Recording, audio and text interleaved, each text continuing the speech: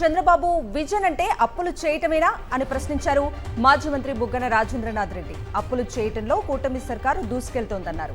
కూటమి ప్రభుత్వం అధికారంలోకి వచ్చాక 1,12,750 కోట్లు అప్పులు చేశారని బుగ్గన చెప్పారు. ఇప్పుడు రాష్ట్రం ఏమైపోతుందో అని కూటమి నేతలు చెప్పాలని డిమాండ్ చేశారు బుగ్గన.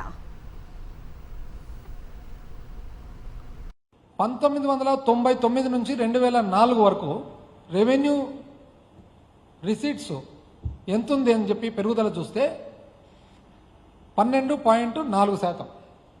అంటే మీ ఫస్ట్ టైం ముఖ్యమంత్రిగా ఉన్నప్పుడు 2004 నుంచి 2009 అప్పుడు రాజశేఖర రెడ్డి గారు ముఖ్యమంత్రిగా ఉన్నారు. మీ అంత విజన్ కానీ మీ అంత సంపద సృష్టి కానీ తెలియకపోయి ఉండొచ్చు. కానీ 21.6% పెంచినాడు. మీరు 12% పెంచితే ఆయన 21% పెంచినాడు.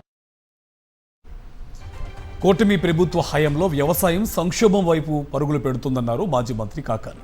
ఎన్నికల ముందు అడ్డుగోలుగా హామీలిచ్చి చంద్రబాబు రైతులను మోసం చేశారన్నారు. హరిగోసలు పడుతున్న రైతులను ఆదుకునేందుకు ప్రభుత్వం ఎలాంటి చర్యలు తీసుకోవడం లేదని మండిపడ్డారు కాకాని. ఆనాటి కాంగ్రెస్ ప్రభుత్వంలో ₹1,00,000 రైతులకి ఆత్మహత్య చేస్తే ఆత్మహత్య జరిగితే వాళ్ళకి ఆ రోజు ₹1,00,000 పరిహారం ఇచ్చేటువంటి వాడు. చంద్రబాబు నాయుడు తర్వాత ముఖ్యమంత్రి అయిన తర్వాత ఎంత దౌర్భాగ్యం అంటే అదే చంద్రబాబు నోటితోనే ₹1,00,000 పరిహారం ఆశించి రైతులు ఆత్మహత్య చేసుకుంటున్నారు అని చెప్పి రైతులను కించపరిచేటువంటి విధంగా అవహేళనగా మాట్లాడినటువంటి సందర్భాలు ఉన్నాయి. ఆ తర్వాత దాన్ని దాదాపుగా 2003 వచ్చేటప్పటికి చంద్రబాబు ఇచ్చే పరిహారాన్ని కూడా ఆపివేశాడు. ఇవ్వలేదు, ఇవ్వాలని అనిపించలేదు, ఇవ్వలేదు. విద్యుత్ ఛార్జీలపై వైఎస్ఆర్సీపీ చేసిన పోరుబాట నుంచి ప్రజలను డైవర్ట్ చేయడానికే పవన్ కళ్యాణ్ కడప వచ్చి ఎంపీడీఓను పరామర్శించారని విమర్శించారు వైఎస్ఆర్సీపీ జిల్లా అధ్యక్షుడు రవీంద్రనాథ్ రెడ్డి. ఒక పథకం ప్రకారమే గాలివీడు ఎంపీపీ కుమారుణ్ణి పిలిపించి అక్కడకు టీడీపీ వారికి కూడా తీసుకొచ్చి రచ్చ చేశారని ఆయన ఆరోపించారు. సుదర్శన్ రెడ్డి ఏమి వైఎస్ఆర్ కాంగ్రెస్ పార్టీ నాయకుడు ఏమి జవహర్రెడ్డిని ఎంపీపీ గారిని కానీ ఏమి అనింది ఏమి లేదు. అది పెద్ద ఇష్యూగా చేయడం, దాన్ని డిప్యూటీ ముఖ్యమంత్రి గారి దృష్టికి తీసుకుపోవడం, అది ముఖ్యమంత్రి గారి దృష్టికి కూడా పోవడం, సో ఈ డైవర్ట్ చేసేదానికి అవకాశం ఉంది కదా అన్న ఉద్దేశంతో, సో దాన్ని ఉపయోగించుకుందామన్న ఉద్దేశంతో ఇమ్మీడియట్గా పవన్ కళ్యాణ్ ఇక్కడికి వచ్చే టూర్ ప్రోగ్రామ్ ఫైనలైజ్ అయిపోయింది అన్నమాట. ఈ డైవర్షన్ పాలిటిక్స్ కాదు, పాలిటిక్స్. రాయలసీమ వాసులను అవమానించడమే కూటమి నేతలు పనిగా పెట్టుకున్నారని వైఎస్ఆర్సీపీ రాష్ట్ర అధికార ప్రతినిధి రాచమల్లు మండిపడ్డారు. ఎంపీఓను పరామర్శించడానికి కడపకు వచ్చిన పవన్ కళ్యాణ్ రాయలసీమ ప్రజలపై పరుష పదజాలం వాడారన్నారు. సీమవాసులు రౌడీలు, దుర్మార్గులని పదే పదే అవమానించాలని చూస్తే సహించేది లేదని హెచ్చరించారు రాచమల్లు శివప్రసాద్ రెడ్డి. పవన్ కళ్యాణ్ గారు కడపకు రావడం కొన్ని పరుషమైన పదజాలంతో ఈ ప్రాంత ప్రజలందరినీ అవమానించడం జరిగింది. రాజకీయ కోణంలో కడపకు రావడమే తప్ప మరొక ఉద్దేశం కాదు. ఈ ప్రాంత ప్రజలను అవమానించాలన్నదే ఆయన మూలం. ఎందుకో ప్రారంభ దశ నుంచి కూడా చంద్రబాబు నాయుడు గారికి కానీ పవన్ కళ్యాణ్ గారికి కానీ రాయలసీమ వాసులంటే ఒక చిన్న చూపు.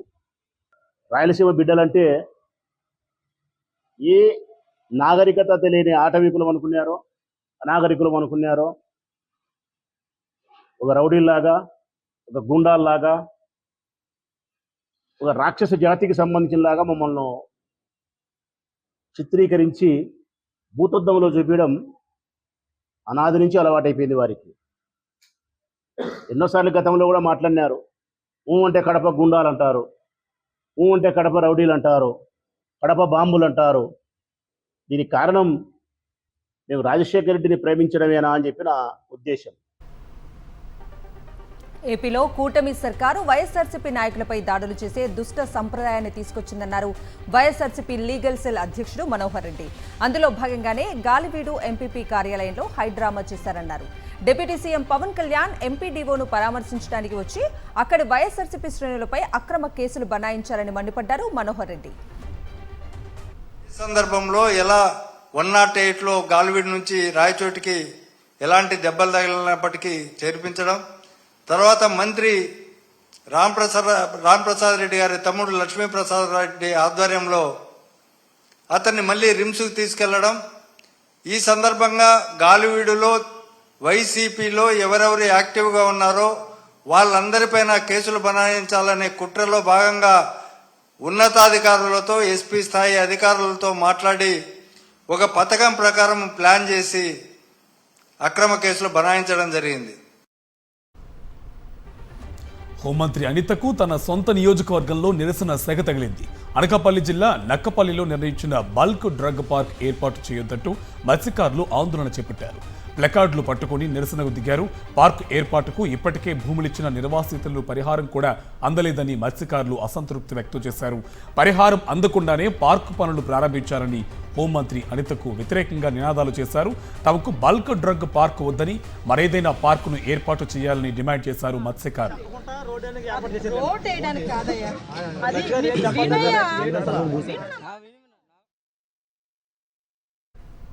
తిరుపతి నియోజకవర్గంలో టీడీపీ నేతలు బరి తెగించారు. సభ్యత్వ నమోదుకు డ్వాక్రా మహిళలకు టీడీపీ వాయిస్ మెసేజ్లు పంపుతున్నారు. 100 రూపాయలతో టీడీపీ సభ్యత్వం నమోదు చేసుకుంటే సీఎంఆర్ఎఫ్ 5 లక్షల ఉచిత ప్రమాద బీమా వర్తిస్తుందంటూ సోషల్ మీడియాలో ప్రచారం చేస్తున్నారు. సభ్యత్వం నమోదు చేయించాలని స్వయం ఉపాధి డ్వాక్రా మహిళలపై టీడీపీ నేతలు ఒత్తిడి చేస్తున్నారు. టీడీపీ నేతల వాయిస్ మెసేజ్లు వైరల్గా మారాయి. సభ్యత్వ నమోదు కోసం రాష్ట్ర వ్యాప్తంగా ఇదే వైఖరి అవలంబిస్తున్నారు టీడీపీ నేతలు. మా అంబేద్కర్ కాలనీ సంఘ సభ్యులకు నమస్తే అమ్మా.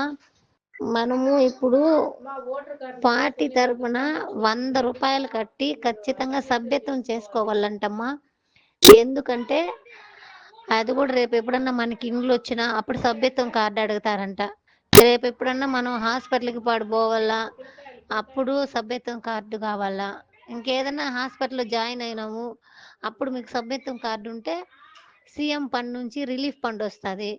నెక్స్ట్ వచ్చేసి ఏదైనా జాబ్ పరంగా పోవాలా అప్పుడు కూడా మీకు ఖచ్చితంగా ఈ సభ్యత్వం కార్డు అడుగుతారంటమ్మా. కాబట్టి దయచేసి ప్రతి ఒక్కరూ 100 రూపాయలు కట్టి ఓటర్ ఐడి తీసుకొని వచ్చి సభ్యత్వం అయితే నమోదు చేసుకోండి. రేపు వస్తారు, నేను టైం చెప్తాను. ఇది 2 డేసేనంటమ్మా, మళ్ళీ యాప్ క్లోజ్ అయిపోతుందంట 31 వరకే. ఎన్నికల్లో వడ్డేర్లకు కూటమి నేతలు ఇచ్చిన హామీలను వెంటనే అమలు చేయాలని డిమాండ్ చేశారు వడ్డేర సంఘం నాయకులు. వెంటనే వడ్డేర కార్పొరేషన్ చైర్మన్ను నియమించాలని, తమ కులం నేతలకు రాజకీయ పదవులు కేటాయించాలని కోరారు.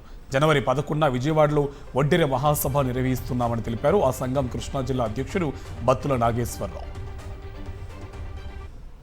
సీట్లు కానీ రాజ్యసభలో సీట్లు కానీ మాకు ఇస్తే మా వడ్డేర వాణి అక్కడ పార్లమెంట్లో కానీ ఇక్కడ అసెంబ్లీలో కానీ వినిపిస్తానికి బాగుంటుంది. అయ్యా ఇవన్నీ చేస్తే మా కులస్తులు ఎంతో బాగుపడతారు. అదే అట్లాగే జేసీబీలు ఇస్తే కూడా ఇప్పుడు అనేది యంత్రాలు వచ్చినాయి, పనిచేసే పరిస్థితి లేక పరికరాలు లేవు వచ్చినాయి. కాబట్టి ఈ చేతి వృత్తుల మీద ఆధారపడే వాళ్ళందరూ కూడా ఆ జేసీబీలు కానీ మరి కటింగ్ మిషన్లు కానీ ఇప్పిస్తే మా యొక్క కులస్తులంతా కూడా కొంచెం డెవలప్ అవుతారని ప్రార్థిస్తున్నాము. అనంతపురం జిల్లా తాడిపత్రి సివిల్ సప్లై గోడౌన్లో రేషన్ బియ్యానికి సంబంధించి అవకతవకలు జరుగుతున్నాయన్న ఆరోపణలు రావడంతో జిల్లా సివిల్ సప్లై లీగల్ మెట్రాలజీ అధికారులు గోడౌన్లో తనిఖీలు చేశారు. కంది బేడలతో కూడిన కవర్లలో గాలి మాత్రమే నింపి సరఫరా చేస్తూ ఉండడంతో అధికారులు అవాక్కయ్యారు. అలాగే తూకాలలో కూడా తేడాలు ఉన్నట్టు గుర్తించారు అధికారులు. మరోవైపు గోడౌన్ ఎదుట ధర్నాకు దిగారు జనసేన పార్టీ నాయకులు. సివిల్ సప్లై గోడౌన్లో అక్రమాలు జరుగుతున్న కింది స్థాయి అధికారిని కాపాడాలనే ఉద్దేశంతో అధికారులు ఎలాంటి చర్యలు తీసుకోవడం లేదని వారు ఆరోపించారు. సోమవారం తెలంగాణ శాసనసభ సమావేశాలు మరోసారి ప్రారంభం కానున్నాయి. మాజీ ప్రధానమంత్రి మన్మోహన్ సింగ్ కు శాసనసభ ఘనంగా నివాళులర్పించడం కోసం రేపు ప్రత్యేకంగా సమావేశమవుతోంది. స్పీకర్ గడ్డం ప్రసాద్ కుమార్, శాసనసభ వ్యవహారాల శాఖ మంత్రి దుద్దిల శ్రీధర్ బాబు శాసనసభ సమావేశాల ఏర్పాట్లను పరిశీలించారు. సభ్యులకు ఎలాంటి ఇబ్బందులు లేకుండా అన్ని జాగ్రత్తలు తీసుకోవాలని, అవసరమైన ఏర్పాట్లు చేయాలని అధికారులకు సూచించారు. మాజీ ప్రధాని మన్మోహన్ సింగ్ మృతి చెందిన నేపథ్యంలో రాష్ట్రంలో 7 రోజులు సంతాప దినాలను పాటించాలని ప్రభుత్వం ఇప్పటికే ఉత్తర్వులు జారీ చేసింది. ఈ సంతాప దినాల్లోనే శాసనసభ సమావేశం పెట్టి శ్రద్ధాంజలి ఘటించాలని ప్రభుత్వం నిర్ణయించుకుంది. శాసనసభ ప్రత్యేక సమావేశం దృష్ట్యా ఈ నెల 30న జరగాల్సిన మంత్రిమండలి సమావేశాన్ని రాష్ట్ర ప్రభుత్వం వాయిదా వేసింది. గతంలోనే ఈ సమావేశం ఏర్పాటు చేయాలనుకున్న సంతాప దినాలు ఉండటం వల్ల దానిని నిర్వహించరాదని నిర్ణయించుకుంది. జనవరి మొదటి వారంలో మంత్రిమండలి సమావేశం నిర్వహించే అవకాశం ఉంది. తెలంగాణ సచివాలయంలో రైతు భరోసా సబ్ కమిటీ సమావేశం ముగిసింది. డిప్యూటీ సీఎం భట్టి విక్రమార్క అధ్యక్షతన జరిగిన సమావేశంలో మంత్రులు తుమ్మల నాగేశ్వరరావు, దుద్దిళ్ల శ్రీధర్ బాబు, పొంగులేటి శ్రీనివాసరెడ్డి హాజరయ్యారు. ఈ భేటీలో రైతుల సమస్యలపై జిల్లాల వారీగా మంత్రులు చర్చించారు. రైతు భరోసా విధి విధానాలపై 2.5 గంటల పాటు చర్చ సాగింది. అయితే ఈ సమావేశంలో కేబినెట్ సబ్ కమిటీ ఏకాభిప్రాయానికి రాలేదు. వీటిపై 5 జిల్లాలకు ఎఫెక్ట్ పడుతుందని అభిప్రాయం వ్యక్తం చేసింది సబ్ కమిటీ. సాగు భూమికి రైతు భరోసా పూర్తి స్థాయిలో ఇవ్వాలని నిర్ణయించింది.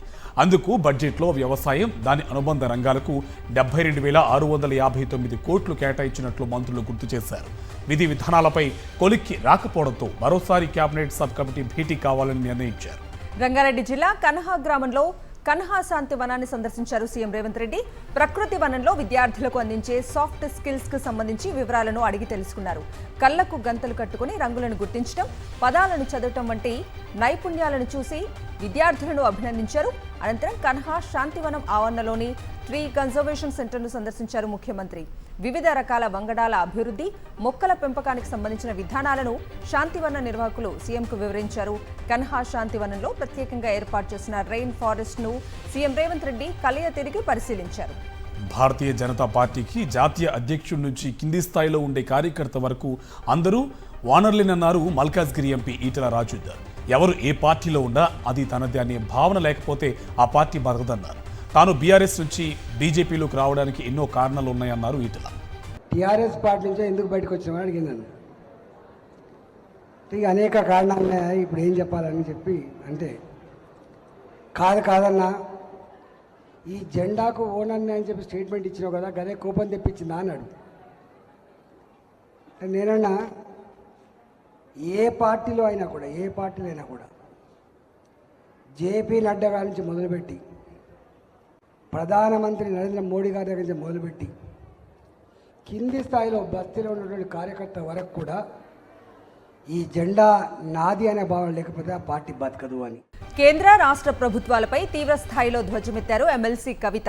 కేసీఆర్ ను ఎదుర్కోలేక కేటీఆర్ తనపై కేసులు పెడుతున్నారని మండిపడ్డారు కవిత. తమది భయపడే బ్లడ్ కాదని భయపెట్టే బ్లడ్ అని అన్నారు కవిత.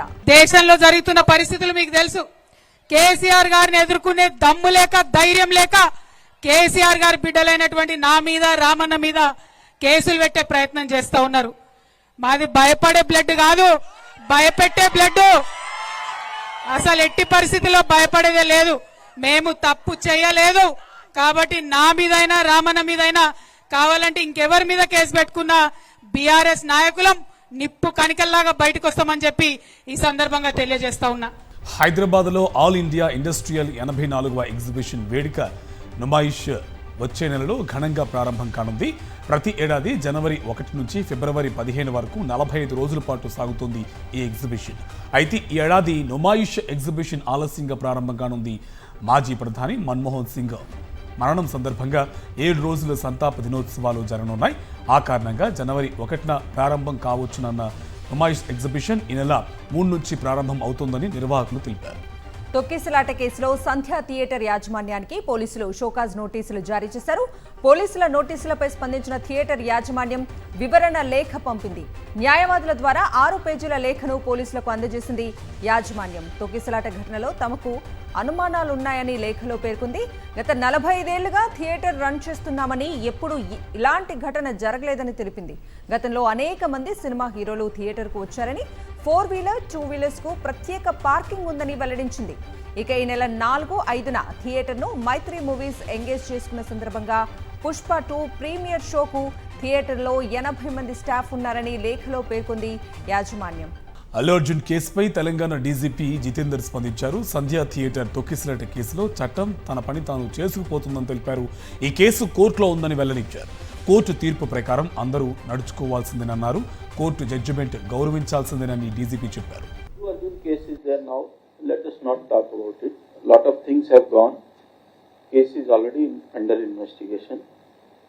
Court is also looking into this, various aspects.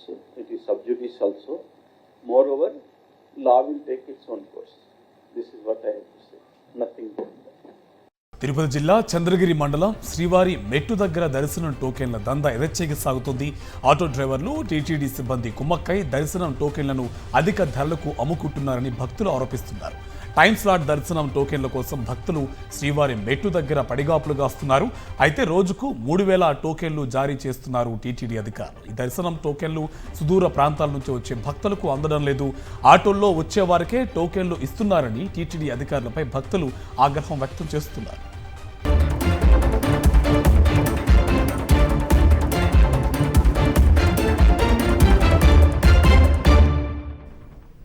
National updates చూద్దాం. 2025-26కి సంబంధించిన కేంద్ర బడ్జెట్ ఫిబ్రవరి 1న విడుదల కానుండటంతో భారత పరిశ్రమల సమాఖ్య ఆర్థిక మంత్రిత్వ శాఖకు పలు ప్రతిపాదనలు చేసింది. ముఖ్యంగా ఇంధనంపై ఎక్సైజ్ సుంకాన్ని, వ్యక్తిగత ఆదాయపు పన్ను రేట్లను తగ్గించాలని కోరింది. ఇంధన ధరలు ద్రవ్యోల్బణాన్ని పెంచుతాయని సిఐఏ అభిప్రాయపడింది. ఎంజీఎన్, ఆర్ఈజీఎస్, పీఎం కిసాన్ వంటి ప్రభుత్వ పథకాల్లోని యూనిట్ ఖర్చులను పెంచాలని సిఐఐ సూచించింది.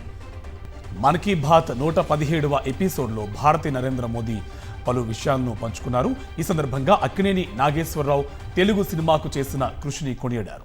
తెలుగు సినిమాను నాగేశ్వరరావు మరో స్థాయికి తీసుకుని వెళ్లారంటూ ప్రశంసల వర్షం కురిపించారు మోదీ. భారతీయ సినీ రంగం వైపు ప్రపంచ దేశాలు చూస్తున్నాయన్నారు. తొలిసారిగా వరల్డ్ ఆడియో విజువల్ ఎంటర్టైన్మెంట్ సమ్మిట్ని వచ్చే ఏడాది మన దేశంలో నిర్వహించబోతున్నట్టు ప్రకటించారు మోదీ.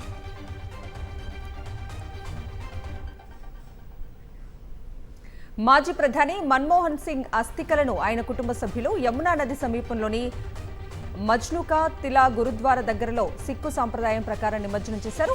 ఆచారాల్లో భాగంగా జనవరి 1న ఢిల్లీలోని మోతీలాల్ నెహ్రూ మార్గ్లోని మన్మోహన్ సింగ్ అధికారిక నివాసంలో అఖండ్ పథ్ కార్యక్రమాన్ని నిర్వహించనున్నారు. 3వ తేదీన పార్లమెంట్ కాంప్లెక్స్ సమీపంలోని రకాబ్గంజ్ గురుద్వారా వద్ద భోగ్ వేడుక, అంతిమ అర్దాస్, కీర్తన్ జరగనున్నాయి.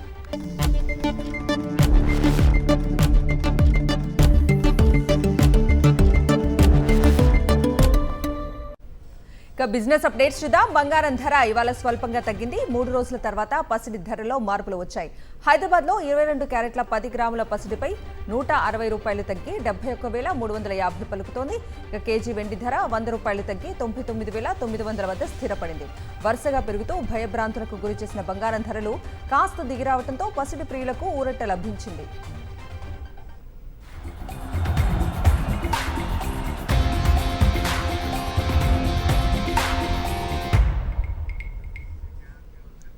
స్పోర్ట్స్ అప్డేట్స్ చూద్దాం. బార్డర్ గవాస్కర్ ట్రోఫీలో భాగంగా ఆస్ట్రేలియాతో మెల్బోర్న్ వేదికగా భారత్ 4వ టెస్ట్ ఆడుతోంది. 4వ రోజు ఆట ముగిసేసరికి 2వ ఇన్నింగ్స్లో ఆసీస్ 9 వికెట్లు కోల్పోయి 228 పరుగులు చేసింది. దీంతో 333 పరుగుల లీడ్ సాధించింది. తొలి ఇన్నింగ్స్లో ఆసీస్ 474 పరుగులు చేయగా భారత్ 369 పరుగులకు ఆలౌట్ అయింది. దీంతో బాక్సింగ్ డే టెస్ట్లో టీమిండియాకు భారీ లక్ష్యమే ఎదురైంది. సోమవారం ఆటకు చివరి రోజు. ఆట కూడా షెడ్యూల్ కంటే అర్ధగంట ముందే ప్రారంభం కానుంది. భారత కాలమానం ప్రకారం ఉదయం 4:30 గంటలకు మొదలవుతుంది. ఒకవేళ భారత్ ఈ మ్యాచ్లో విజయం సాధిస్తే దాదాపు 96 ఏళ్ల నుంచి కొనసాగుతున్న ఒక రికార్డ్ తుడిచిపెట్టుకుపోనుంది.